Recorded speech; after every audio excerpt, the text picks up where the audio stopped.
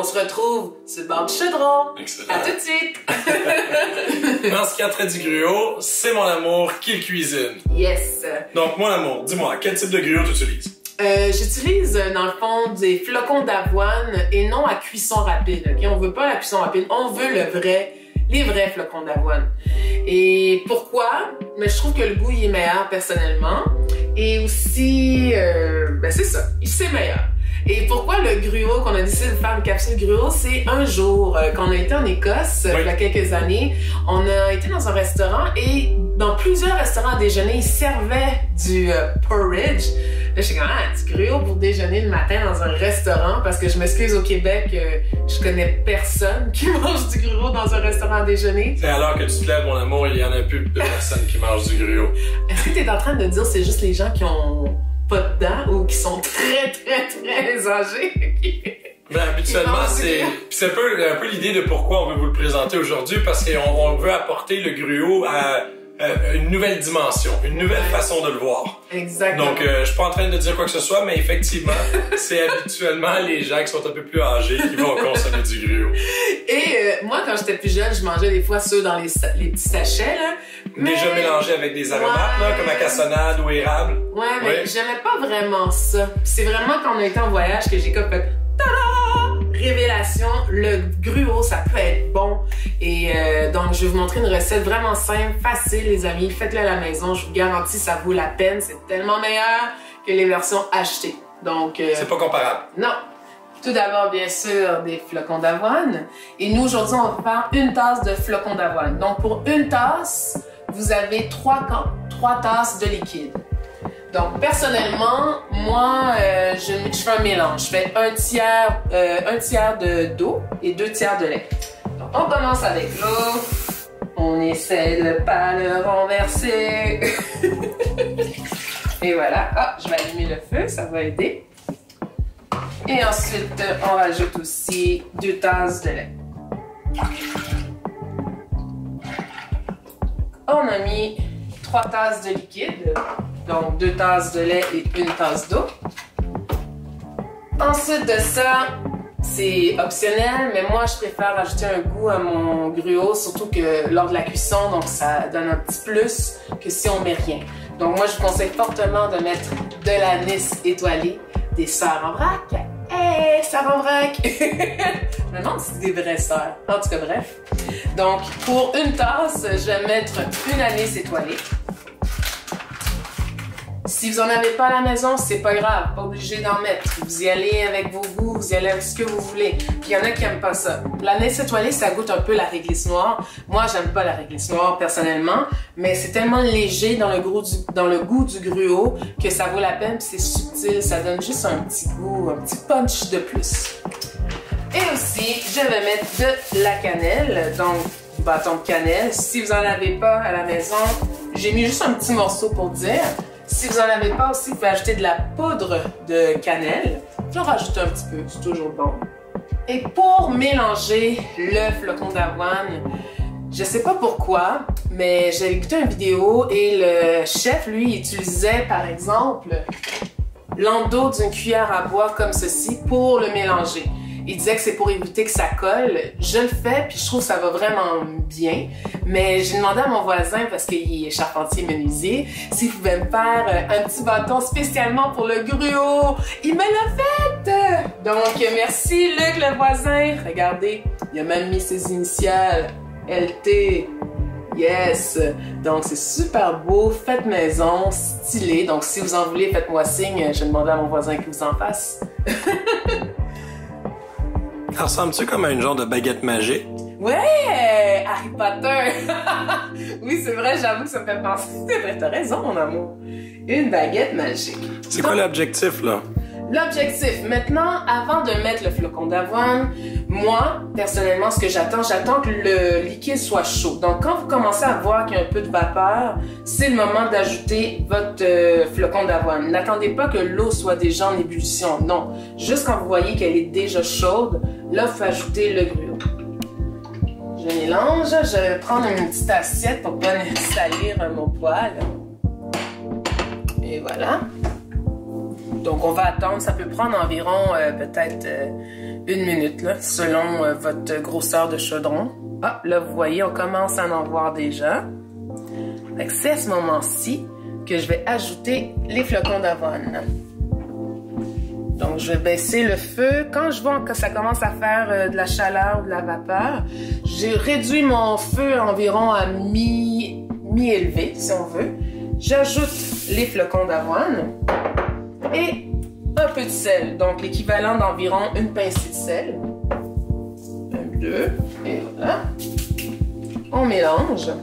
Et à partir de ce moment-ci, vous devez attendre que ça devienne à ébullition, mais léger. Quand il y a un frémissement qui commence à se faire, là, on va réduire la température à minimum complètement. Et pour le gruau, la cuisson, ça peut prendre environ 20 à 25 minutes. Allez-y selon votre texture que vous préférez. Si vous préférez al dente, ben ça va peut-être être un 20 minutes. Si vous préférez vraiment que les flocons d'avoine soient bien cuits, ça peut prendre 25 minutes. Et sachez que plus que vous faites en grande quantité, si vous voulez que ça prenne environ aussi 25 minutes, prenez un chaudron qui est plus large au lieu de remplir votre chaudron, parce que plus qu'il y en a dans le chaudron, plus que c'est long pour la cuisson. Donc prenez-en un plus gros, comme ça va être beaucoup plus rapide au niveau de la cuisson. Donc, on brasse. Puis même, vous allez voir, là, on le sent dans le fond déjà que, pas que ça colle, mais on le sent que ça peut coller. Donc, c'est important de bien mélanger. Et ce qui est peut-être un peu plus plate pour certaines personnes, c'est que lorsqu'on fait du gruau, on n'a pas le choix de rester proche. Ça m'est arrivé des fois d'aller aux toilettes ou de dire « Oh, regardez la télé », puis là, à un moment donné, tu reviens, gros dégâts parce que ça déborde. Donc, extrêmement important de rester proche du chaudron. Et on continue à brasser tranquillement. Et on va se revoir peut-être à la moitié de la cuisson. À tout de suite! Donc, juste pour vous montrer, là, en ce moment, là, vous voyez comme ça ici, là ça commence à bouillir légèrement. On va voir, juste pour vous montrer, là, quand c'est comme ça ici, là, c'est à partir de ce moment-ci qu'on va baisser le feu au minimum et qu'on va mettre le timer selon ce que vous désirez au niveau de la texture. Fait que moi, je vais commencer avec un 20 minutes. Et à partir de ce moment-ci, il faut brasser quasiment à chaque minute, ou presque. C'est important parce que plus qu'il bout, là, vous voyez, des fois, quand ça bout trop, ce qu'on peut faire, c'est juste le soulever un peu pour diminuer l'intensité de la chaleur. On va attendre que ça diminue pour être sûr que ça ne déborde pas. Et voilà, on le remet sur le feu tout simplement. C'est ça qu'on veut. Léger. Vous voyez, il est à minimum complètement le feu. Et on mélange à toutes les minutes, si on veut, ou à toutes les 2 minutes. Donc, juste pour vous montrer, on est rendu à mi-cuisson et c'est à ça que ça ressemble. Là, qu'on voit là, que le lait, le liquide a été presque absorbé. C'est normal. Maintenant, comme vous pouvez voir, là, c'est une belle texture. Le gruau est prêt. Je vais le retirer du feu et je vais ajouter du sucre. C'est de la cassonade que j'utilise. Vous pouvez utiliser ce que vous voulez. Donc, pour une tasse, je vais environ mettre une cuillère à thé ou 2 de cassonade. Puis des fois, il y en a qui vous allez le voir, juste pour une cuillère ou 2 cuillères de sucre, c'est pas très sucré, mais c'est correct parce qu'on va en ajouter d'autres. Ce n'est pas tout. Donc, nous sommes prêts à consommer le gruau, mon amour. Le voici. Et voilà, je sais pas si vous le voyez là, mais ça ressemble à ça.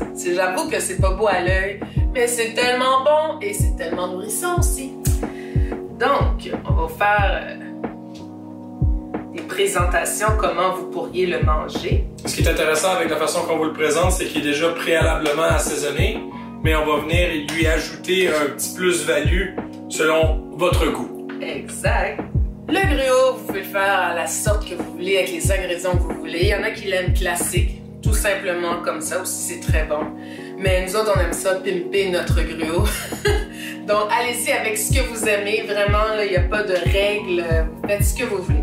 Et ce qui peut être le fun en famille, c'est de présenter le gruau ainsi. Ouais. Donc, de préparer la table, de manger le gruau avec peut-être autre chose. Ouais. Mais ce qui est le fun, c'est qu'on le personnalise à sa façon. Exact. Fait que chacun a la façon qu'il veut manger son gruau. Ça peut être avec des fraises, des pommes, des bleuets, des mûres. Vous pouvez aussi rajouter, si vous voulez juste le sucrer un peu plus, on a de la mélasse que vous pouvez mettre, du sirop d'érable, du miel, du sirop de pomme, qui est vraiment bon celui-là. Absolument. En passant, si délicieux. vous ne connaissez pas. Hein? Ouais. Sirop de pomme. Et voilà. Donc, on y va. On le fait à la façon qu'on veut. Toi, Comment c'est tu... Ben, moi, j'aime bien la pomme. Moi, j'aime bien le bleuet. Parfait. Je vais rajouter du bleuet. Je vais avec la pomme. Et je pense que pour continuer dans l'idée de la pomme, je vais prendre de la gelée de pomme. Du sirop de pomme, tu veux dire? Pardonnez-moi. Sirop de pomme. Ah, on a oublié d'en parler aussi. On aurait pu aussi ajouter des gelées ou encore des confitures. Ce que vous désirez. Ouais. Puis moi, je vais faire un mix fraises, bleuet, fraises et bleuet. Et je vais ajouter un petit soupçon de sirop d'érable parce que du sirop d'érable, oh my god, c'est la plus belle invention. Quelle autre version on fait, mon ange? On pourrait faire aussi banane. C'est vrai, on n'a pas de banane aujourd'hui, mais on pourrait faire une autre version. Essayons-le avec des framboises. Absolument. Des mûres. Pourquoi pas? Pourquoi pas? Et peut-être rajouter un petit peu de mélasse. Faites attention avec la mélasse, faut pas que ça coule trop. Moi, je joue avec le feu. Parce que c'est mon genre que je fais oups et tout déborde. Alors, regardez de plus proche qu'est-ce que ça a de l'air. Ouh. On te le tient, mon amour. Donc, je vais mélanger.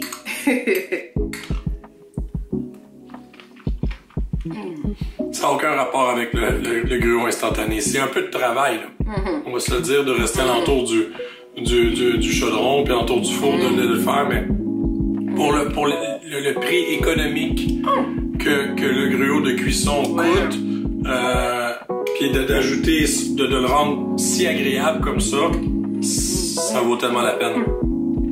Moi, ce que je fais, c'est que j'achète mon gruau au Borg Barn, ou un magasin en vrac. Comme ça, un gros sac, là, ça me coûte selon qu'ils sont spécial ou pas, ça peut aller de 3$ à 5$. En plus, c'est beaucoup moins cher que si on l'achète à l'épicerie. Donc, ça vaut la peine. La portion là, de gruau seulement, là, avec un peu de lait et de l'eau, là, ça va coûter rien. C'est des peanuts. Ouais. 25 sous la portion à peu près. C'est tout ce qu'on y ajoute qui finit par être coûteux. Ouais. Mais aussi, ce que vous pouvez faire, supposons que vous voulez avoir du gruau pour toute la semaine, mettons le dimanche, vous en faites cuire une grosse portion, puis pour le réchauffer, quand vous allez le cuire au micro-ondes, le réchauffer au micro-ondes plutôt, mettez-le à 80% d'intensité, non à l'intensité maximale, et ajoutez un petit peu de liquide. Donc, mettons, vous commencez avec un 45 secondes, vous voyez ce que ça a, vous le mélangez. Si vous voyez qu'il manque de liquide, vous en ajoutez un petit peu. Vous le refaites réchauffer encore. Peut-être un autre 45 secondes. Fait que ça peut varier la cuisson pour faire réchauffer un gruau entre 2 minutes à 3 minutes selon votre four micro-ondes. Et il est aussi bon que le matin. Moi, un petit sirop. Toi, t'as mis sirop d'érable, hein? Sirop d'érable, bleuet et fraises. Bon, des pommes aussi. Vraiment? Le tien est toujours plus sucré, on se demande pourquoi. Oui, j'ai un bec sucré, moi. Lisa, c'est une forme d'expérience, hein? Mélasse, mûre et framboise. On l'a jamais essayé, donc on va voir. On a oublié de le dire, mais tantôt, là, même si tu nous l'as rajouté sur le chaudron de la cassonade, on aurait pu le réassaisonner à la cassonade encore une fois. Là. Exactement. Ça a un goût vraiment hors de l'ordinaire. Mélasse, framboise et mûre à essayer à la maison. Vraiment? C'est bon.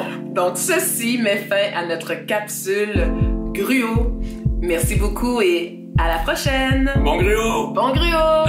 Allez, faites-le à la maison, faites-en du gruau. C'est bon, du gruau, du gruau, du gruau. C'est bon, du gruau, du gruau.